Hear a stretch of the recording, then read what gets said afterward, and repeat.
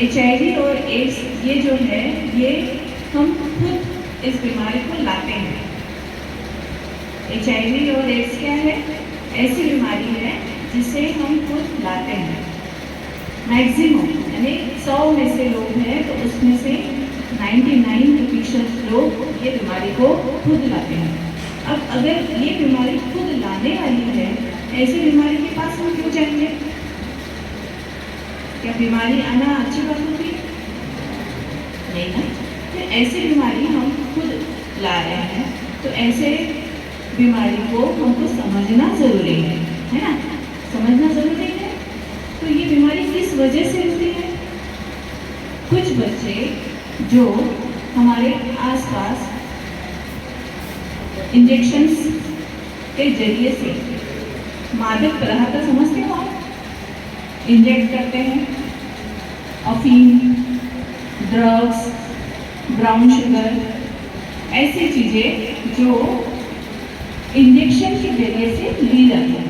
ऐसे इंजेक्शन से वो HIV हमारे शरीर में जाता है। उसकी ऐसी नशा रहती है कि हम खाना पीना हमको कुछ अच्छा नहीं लगता, हमको वो ड्रग्स लेना ही बहुत अच्छा लगता है। और अगर हमने वो नहीं लिया तो ना हमें नींद आती है, ना हम पढ़ सकते हैं, ना हम सो सकते हैं। तो एक वजह मैंने बताई। दूसरा कारण ऐसा है कि हमें किसी वजह से खून की कमी होगी। तो कुछ लोग समाज में ऐसे भी हैं जो लोग गलत काम करके कुछ चीज़ें अपने बारे में बिल्कुल ही बताते नहीं हैं और ब्लड डोनेट कर ही जाते हैं। उसको बोलते हैं, अगर हमारे शरीर में ऐसा ब्लड अगर लाया गया तो उसको विंडो पीरियड बोलते हैं। बॉडी में वायरस तो रहता है पर दिखता नहीं, टेस्ट तो हो जाती है पर निगेटिव आता है। फिर क्या करेंगे? ऐसा ब्लड तो हमको चढ़ाया गया है, तो कुछ समय के बाद क्या हो जाएगा? हम भी पॉजिटिव हो जाएंगे ना पॉजिटिव। तो HIV 2 कारण से हो गया। एक तो इंजेक्शन की वजह से, दूसरा ब्लड लगाने की वजह से। अब तीसरा और एक कारण है कि अगर कोई माँ पेट से है, प्रेग्नेंट है और उसके शरीर में बच्चा और वो HIV बाधित है, यानी HIV का वायरस उसके बॉडी में है, तो आने वाले बच्चे को भी HIV हो सकता है। क्योंकि अगर उस माँ ने अपने डिलीवरी पीरियड में कभी हॉस्पिटल में गई, टेस्ट किया पर दवाई ली नहीं, दवाई लेकर आई घर पे और खाई ही नहीं, तो बच्चा क्या होगा? पॉजिटिव आएगा, बराबर है। तो एक गर्भवती माँ से भी बच्चा पॉजिटिव आने के बाद HIV दिखता है।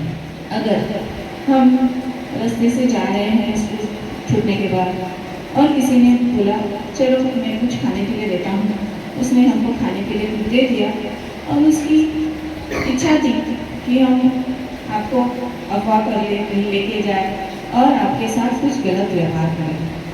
अब ऐसे गलत व्यवहार से आपके शरीर में भी ये HIV वायरस आ सकता है।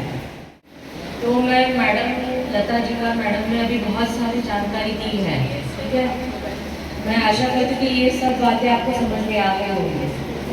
तो कोई भी हम किधर भी बातें सुनते हैं, अच्छा बातें बुरी बातें, तो मैडम ने बहुत सारी अच्छी जानकारी दी है। ये जानकारी सिर्फ हम सुनेंगे और छोड़ देंगे ऐसा है क्या? ये अमल करेंगे। जो भी अच्छी बातें बोली है मैडम ने, वो सकारात्मकता से लेंगे और अपने व्यवहार में उसका अमल करेंगे, तभी जाके अपनी ज़िंदगी में कुछ पॉजिटिव चीज़ें आएंगी। और जो भी बातें अभी तक सुनने में आई है वो देख के मतलब रूह कांप गया। जो मैडम ने बात बताई कि बच्चे ये आए हैं, क्योंकि आगे जाके मैं ये ऐसे लगता है कि ऐसे आगे जाके ऐसे नहीं होना चाहिए, ठीक है। जब आप ये सब बातें सकारात्मकता से लेंगे और अपने व्यवहार में लाएंगे, ठीक है। यही 2 शब्द आपको बताते हैं। यहाँ मौजूद है आप लोग का तो स्कूल का ही टाइमिंग है, ये 12:30 बजे तक आप लोग की छुट्टी होती है। लेकिन जो गेस्ट स्पेशली लता जिकार मैम, काउंसलर IGMC से आए हुए हैं, डॉक्टर शीतल गोविंदलवार मैम जो आपके बहुत अच्छे जो है डॉक्टर है। अभी बीच में एक बच्ची ने एक्सपीरियंस भी किया, नाक में खून बह रहा था, 10 मिनट में मैम ने जो है बिल्कुल उसको इस तरीके से ट्रीट किया तो बच्ची बच्ची जो है बहुत डरी हुई थी खून देखकर, लेकिन उसमें बहुत जल्दी जो है रिकवर हो गई इससे। तो ये लोग अपना स्पेशल टाइम निकाल कर यहाँ पर आए हैं और काय के लिए आए हुए हैं, आप लोगों को कुछ बातें समझाने के लिए जो जिंदगी में आप लोगों के ही काम में आने वाली है। हम लोगों का दौर अब खत्म हो चुका है, हम लोग अब सिर्फ आपको समझा सकते हैं कि बेटा ऐसा करो ऐसा मत करो, डूज एंड डोंट्स, जो हम लोग साइंस में भी पढ़ते हैं, ये करना है ये नहीं करना है। एक शेर अक्सर हम लोग पढ़ते हैं, 2 लाइन है सिर्फ, लेकिन जिंदगी भर के लिए एक फॉर्मूला तय करती है कि अमल से बनती है जिंदगी, जन्नत भी और जहन्नम भी। आपके अमल ही डिसाइड करेंगे कि आप जो है जिंदगी किस तरीके से आगे जीने वाले हो। आज हम लोगों को ये सब लेक्चर लगता है, जब भी कोई हमको समझाता है कि आपको नशे के बारे में मैम ने बताया, यहाँ जो लोग अभी नशा कर रहे हैं किसी भी तरीके का हो, चाहे छोटे से लेवल पर हो, तंबाकू से ही क्यों ना शुरू हुआ हो, आप लोगों को अभी वो लेक्चर लगेगा कि ज्ञान दे रहे हैं हम लोगों को करके। ये ज्ञान आप लोगों को सुधारने के लिए दिया जा रहा है, हमारा इसमें कुछ भी नहीं बिगड़ेगा। सिर्फ अफसोस इस बात का होता है कि हमारे कम्युनिटी के, हमारे देश के ये बच्चे, युवा पीढ़ी जिनको इस देश की नींव रखना है, इस देश का फ्यूचर है, वो बच्चे अगर 17 साल की उम्र में HIV पॉजिटिव अगर पाए जा रहे हैं तो वो फिक्र का मकाम हमारे लिए होता है। हम उस पर चिंता करते हैं और कोशिश करते हैं, हमारा काम बेटा सिर्फ कोशिश करना है, आपको रास्ता दिखाना, बट उस रास्ते पर चलना सिर्फ और सिर्फ आप लोगों का काम है। अगर उस रास्ते को पहले समझना पड़ेगा, किस मामले किस वजह से ये बताया गया, क्योंकि ये माहौल आज 8वीं क्लास में बच्चा पहुंचने का उसको ऐसा लगता है कि मैं बहुत बड़ा हो गया, मुझे दुनिया की हर चीज समझती है, बट ऐसा नहीं है। उसको उतना ही समझ में आ रहा है जितना वो स्क्रॉल करके रील्स में देख रहा है, और उसमें तो वो चीज ऐसी लगती है कि बस बहुत अच्छी है, ये जिंदगी है हमारी, बट ये जिंदगी का दूसरा पहलू है जिसमें वो हमें धीरे धीरे मौत की तरफ और बर्बादी की तरफ लेकर जा रही है। वो समझना हमारा काम है। एक हर चीज की एक उम्र होती है। आज आपकी उम्र एजुकेशन हासिल करने की है, अपना फ्यूचर बनाने की है, अपना करियर बनाने की है। अगर इस उम्र में ये काम छोड़कर आप दूसरे कामों की तरफ लग जाओगे तो इसमें सिर्फ और सिर्फ नुकसान आपका है। जिस दिन ये बात हमारे जहन में जो है समा जाएंगी, इंशाल्लाह हम तो खुद गलत रास्ते पर नहीं जाएंगे, और अगर हम में से कोई या हमारे दोस्तों में से कोई ऐसे किसी गलत रास्ते को इख्तियार करने की कोशिश भी करेगा तो हम उसको मुकम्मल तौर पर समझाकर उस रास्ते से वापस लेकर आने की कोशिश करेंगे। ये हम लोगों को आज सीखना चाहिए इस चीज़ के ऊपर में। ये तो एक आज HIV के ऊपर स्पेशल था, हम लोग आपको क्लासेस में मॉरलिटी के ऊपर में भी हर बार बताते रहते हैं कि what are your responsibilities as a student, being a student, which are its responsibilities that you must have to do in your life and be successful। ये हम लोग आपको समझाते ही रहते हैं, चाहे वो गर्ल्स हो चाहे बॉयज हो। और आप देख रहे हो मैं गर्ल्स की तरफ थोड़ा कम देख रहा हूँ, क्योंकि ये मसला जो है 10% पर है मैम। अभी ये बच्चों को, लड़कियों को जो है ये सब चीज़ों से काफ़ी दूर है, लेकिन ये जो है ये एक ऐसी कम्युनिटी है हमारे समाज में जिनको हमको सही रास्ता दिखाना है। हम लोगों ने प्रण लिया है। आप लोगों को लगता है कि मैं लड़कों के साथ में जाती करता हूँ, उनको बहुत डांटता हूँ, उनको समझाता हूँ। एक बच्चा को ये बता दे कि इससे मुझे क्या बेनिफिट है, तो गवर्नमेंट मुझे एक्स्ट्रा इंक्रीमेंट देगा कि नहीं नहीं सर आप बच्चों को बहुत डांटते हो, आपको एक इंक्रीमेंट एक्स्ट्रा गवर्नमेंट की तरफ से कुछ भी नहीं मिलता।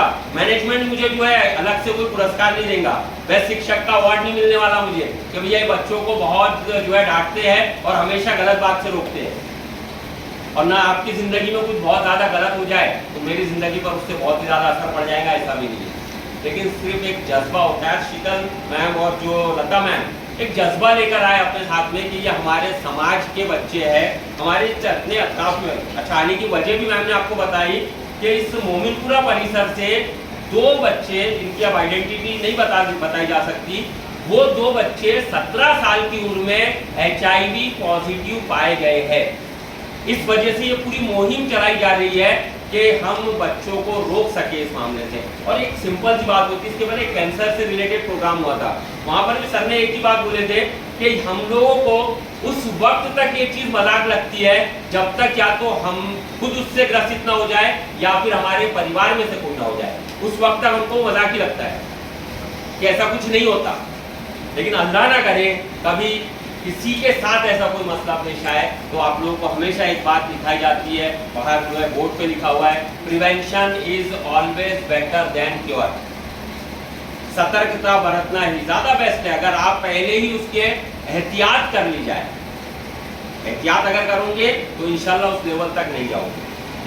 बहुत ज़्यादा आप लोगों को सोचने की जो पीढ़ी है, टीनेज जिसे कहा जाता है, 13 to 19, ये जैसी होती है कि दिमाग में, दिल में जो है वो अलग से एक समंदर उबल रहा है और हर चीज़ हमको ऐसी लगती है कि हमने वो चीज़ करना ही है, करके देखना तो है। जैसे एक छोटी सी बात होती है, अब्बा ने बोले बेटा खर्रा लेकर आ मेरे लिए जाट पांडेले से।